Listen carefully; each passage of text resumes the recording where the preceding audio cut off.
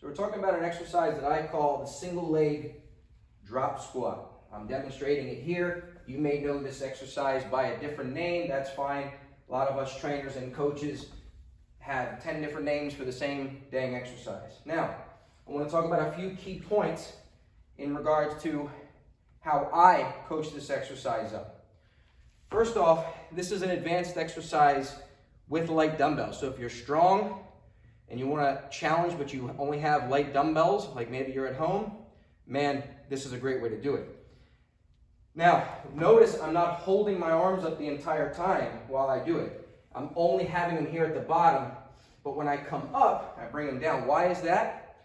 I like to have the arms here as a counterbalance to keep my torso upright, but if I hold my arms up, not only do I have to do my right leg, but I have to do my left leg, my shoulders are going to get tired from holding the weights up the whole time. So bringing them down as you stand up saves your shoulders. Now, dumbbells aside, I want to talk about a few of the cues in regards to setup. First, let's talk about what's happening at the bottom foot. There are two ways to do this. Now, obviously, the higher you are, the further you have to go down for range of motion. That kind of goes without saying.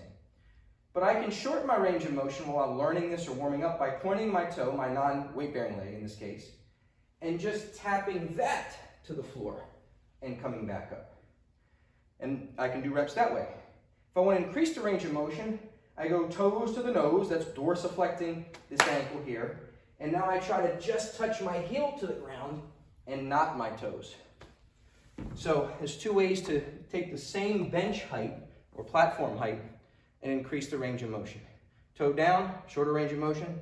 Toes to the nose, just touch the heel, not the front of the foot. Greater range of motion. Last point I want to make is the setup relative to front leg, back leg. Notice I'm not dropping my foot down straight next to my working leg. Am I saying there's anything wrong with that? No. But if you want to get a little more glute in there, I normally coach it like this. So there's a reason why I intentionally have my foot, my weight-bearing leg in this case, my right leg, towards the front of the box. Because my back leg ends up behind my foot. Now when I say behind my foot, I don't mean like I'm on a tightrope. My hips are still hip width apart. My feet are still hip width apart, excuse me. But I mean in like somewhat of a staggered stance. So it's here.